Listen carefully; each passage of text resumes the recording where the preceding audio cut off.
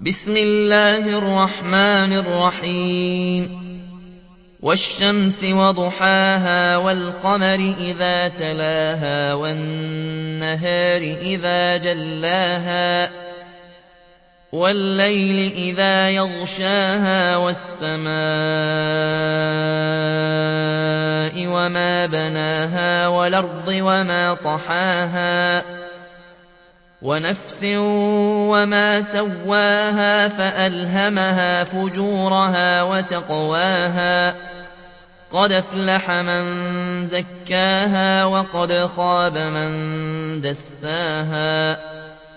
كذبت ثمود بطغواها إذ انبعث أشقاها